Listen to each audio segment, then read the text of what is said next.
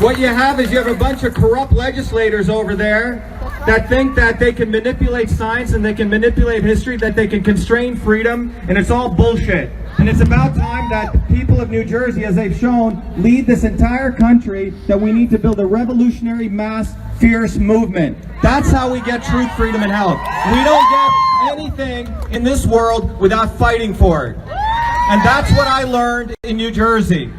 And I'm so happy to be back here, and I thank God on this day that I have the chance to come back. It's a very, very important day. I know we had this beautiful silent march, and we talked about the fact that this is an important spiritual day. For me, this is the eve of my mother's death 8 years ago. She was an amazing woman. She was an amazing mother. So I want to dedicate today not only to my mother, but all of you mothers. Because it is the power of the female energy, the mothers, that is how we're going to win. And that's what that statue represents up there. It's not coincidental. We're standing right next to that statue of victory. So we got to all...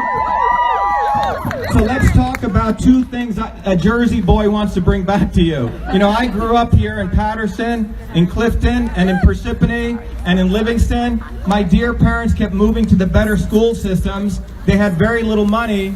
The most important thing I want to share with you is that that journey was a journey from truth, freedom, and health. That's what I want to bring back to you and how we get there. In order to unify ourselves, we all have to have a common goal, right? Everyone talks about unity, but I don't think they want to unify with us. They're corrupt, we're not. They're for power, profit. To unify that is we get millions of people out here. We have to build a fierce movement. Bottom's very important to me that I discuss what that is, but none of them ever want to educate any of us. Because what the scientific method says, you don't really know anything, right? Even one simple problem I take seriously because I know I have the humility to know as an engineer that I could have made a mistake when you build something. Now contrast that to how MDs and pediatricians, all very nice people, how they've been trained. Someone says, hey, my kid is vaccine injured. Something just happened when he got these 3 shots. Oh, you're wrong, right? Medicine has become the only field where the customer is always wrong. Every other field, we treat the customer as always right. All of us who work for a living, we don't get our paycheck if we don't treat the customers right. But for some reason in the healthcare industry, the customer is always wrong. And that is anti-science, and that's anti-engineering. But I learned truth about the scientific method in engineering right here in New Jersey. I also learned how to landscape. I learned how to, snow blow. I learned how to paint, right? I had jobs all over. I learned how to program. And in New Jersey is where I created the first email system. It wasn't done at MIT. It wasn't done in Silicon Valley. The first email system was done by a 14-year-old New Jersey boy in Newark, New Jersey. That's where email was created. And all the facts are there. I called an email, I wrote the 50,000 lines of code, and I have the first copyright. But that was done in New Jersey. You know, what's unfortunate about New Jersey is there's a lot of freaking smart people here. But they don't get the credit. Silicon Valley and MIT get the credit. And that's the opportunity that those legislators do not know we have. Let's go to freedom. You know, my parents left India because it was a caste system, right? Your name mattered. It didn't matter what you did. So they left there because I remember as a kid, that's why my parents came here, for freedom. And it was freedom that my mother taught me. There was a very interesting incident. My chemistry teacher, I think in Parsippany, wouldn't allow me to take an exam, even though I was the best student. My mother got up and she went to that teacher and she said, how dare you not let my son take that exam? Because I was a new kid on the block. You know, they hadn't seen someone like me. Anyway, I took the exam and I won, but my mother taught me to fight. Uncompromisingly. She was a freaking fighter. She would fight, because she knew as an Indian, as an untouchable woman in India, that she would never have gotten educated unless she took matters into her own hand and stood up on her own 2 feet. You see, 1940s, women weren't supposed to get educated, an untouchable woman wasn't supposed to get educated. It was through fighting. That's right. And we have to realize that legislators are not going to give us anything. Nothing. Yeah. They're watching who's going to butter their next side of their bread. That's what's going on. Everyone heard of the Mansfield Amendment? Academia has become the oldest profession in the world. Everyone know what that is, right? Academia has become the oldest profession in the world. That's what's actually happened. You have mediocre people who are trying to get grants every day, trying to get their students into positions of power. It's all become a fundamentally business game. So they don't really care whether climate change is happening or not. They don't care whether vaccines are happening or not. Everything gets reduced. Every problem is broken into pro-climate, anti-climate, pro-GMO, anti-GMO, pro-vaccines, anti-vax. You see what I'm saying? Democrat, Republican. The reality is neither party gives a damn about any of us. And you have to realize that. This is not about Republican or Democrat, because this issue, what's so powerful about this issue, you have working people on a Monday coming out. This has not occurred in probably many, many years. And that's what they're afraid of. They're not afraid of just the vaccine movement. They're afraid that working people are going to run. I was a 4-year-old kid. My grandmother was a poor village farmer. She could observe your face. She applied India's system of oldest medicine, and she would figure out the right medicine for the right person at the right time. That's called personalized medicine, which is what we've come to in the United States now. Even the NIH recognizes you have to go to the right medicine for the right person at the right time. Well, my grandmother had tattoos all over her arm, chewed tobacco, didn't get any education, knew that, and she practiced that system of medicine. That's what compelled me when I came to the U.S. as a 14-year-old to work at Rutgers in Newark to study SIDS. That's what forced me, got me excited to go to MIT to get all those degrees. And what did I learn from that? That in order to know health, you have to take a systems approach. Okay, and I've been trying to educate people on that. A systems approach means the ankle bone is connected to the foot bone, right? That means you cannot have truth without freedom. And without truth, you can't have health. And without healthy people, we don't have warriors to go fight for freedom. It's all connected, guys. So you make people sick, you injure them, you put them on high THC cannabis all day, you quiet everyone down, and no one wants to freaking fight anymore. But everyone here is healthy. That's what they're afraid of. You guys are actually healthy people, and you want to fight. You see, in all traditional systems of medicine, I don't know if you know this, the warrior and the healer were the same person. The warrior and the healer, because the warrior went to war against death, and the healer went to war against death. They didn't separate, oh, I'm going to be this little namby-pamby little, pussyfooting person, and then I'm going to be this healer, the new age thing. It wasn't that. We have to be fierce warriors. That's how we heal the world. So healing and freedom and all these things are interconnected. So the principle there, when I say the science ain't settled, when it comes to the immune system, which I'm going to talk about in Livingston, everyone's invited. We have a beautiful place there.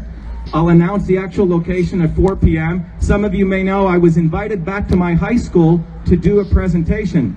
4 years ago, Livingston High School honored me into their Livingston Hall of Fame.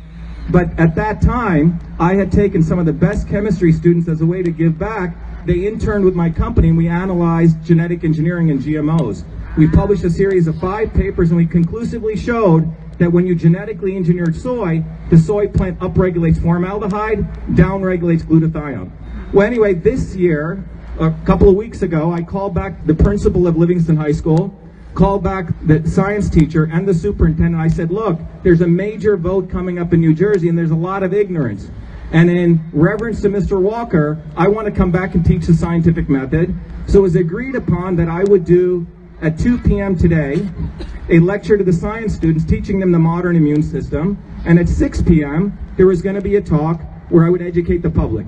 Well, lo and behold, we put this out, and a woman in New Jersey who is an executive at Blue Cross Blue Shield, whose husband is like this with Sweeney and considers himself the top 70 guy power players, who is the general counsel or former general counsel of the Democratic Party. This woman called up the superintendent and said, I'm an anti-Semite. This is in Livingston, New Jersey, okay? Which is like calling me a Klansman in a black neighborhood. It's amazing. Blue Cross Blue Shield, if you look around, they're the ones who give bonuses to doctors to give vaccines. Yep. They're basically a distribution agency for vaccines. Blue Cross Blue Shield has struck a deal with the New Jersey state to reimburse doctors and pediatricians. I don't know if you know this, pediatricians and doctors don't make any money off vaccines before this. So they had to incentivize them. Free stuff, plus they cover the administrative expenses, plus they give them bonuses. Okay, so Blue Cross Blue Shield, which this woman belongs to, is an executive at, is the one who did a hit job. But we're not going to let them get away with it. At 5:30 at Livingston High School, we're going to do a vigil. Hotep Jesus is joining me. And at 7 to 8:30 p.m. back there, we're going to do a talk on the modern immune system. That's how we fight back. We don't ever let them attack us and get away with it. Ever. Ever. An attack on any one of us, on any of these dog whistles, by the way, by point of reference, there is real anti-Semitism taking place in this country, in New Jersey and New York, but you have two types of anti-Semitism, real anti-Semitism, and the people who use a dog whistle of anti-Semitism, white supremacy, racism. They're the anti-Semites. Let me repeat that again. When I grew up in India, you'd have these politicians, Hindu politicians would go among Hindus and Muslims who are living well, and they'd say negative stuff against the Muslims, or Sikhs who were living together, the Sikh politicians would say something against the Hindus. This is an age-old tactic. You separate people up, you use a dog whistle. So let's start calling out these people who start calling people white supremacists, racists, anti-Semites, because they are essentially misusing these terms, and it's very, very bad. But getting back to the truth, freedom, and health, and where we're at right now, we have a huge opportunity if we follow these 6 principles. Number 1, inclusivity.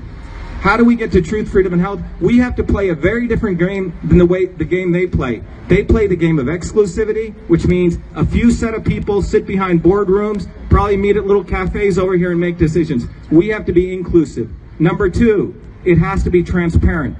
If you notice, everything I do, whether I disagree with someone or not, I'm out there open with it. That's okay, because it's good public discourse. That's how we have debate. They do everything secretive, right? 3rd principle, system syncing. The ankle bone's connected to the foot bone. They reduce everything. They take a complex system like the immune system, which has 5 major systems, which I'll talk about, which is up online, and they reduce it to one variable, the antibody, right? You take a very complex system and you say, I'm going to inject this vaccine, and I'm going to measure the efficacy of that vaccine using one variable, the antibody. It's total bull. I just gave this talk at the National Science Foundation. That's the problem they have. That's why that woman had to call me an anti-Semite. You understand? They don't want real scientists. They don't want real science. They want fake science, because fake science is the fake news behind fake news right now. That's where it's going. Seriously. Next thing is freedom. No censorship. Total freedom, right? They practice censorship. We have freedom. Next thing is decentralization. They want centralization, big media, big power, etc. Finally, personalization. Everyone's a unique being here, and this is a fundamental issue here. Everyone's unique immune system is very different. Today, it's actually a pretty amazing opportunity. We have an array of medical interventions. You can go there. People here, chiropractors, acupuncturists, people believe in herbal medicine. We have access to so many range of medical interventions, and one size does not fit all. One size does not fit all. And that's what modern science is showing. After 2003, what's been shown is we have the same number of genes as a worm. I don't know if you guys know about this. We have 20,000 genes. We thought we had 500,000 genes. So that has flipped biology on its head to realize it's not the number of genes. It's how molecular reactions take place. It's epigenetics. It's far more complex. The environment, the foods, all these things affect us. So we're headed into a world of personalized medicine.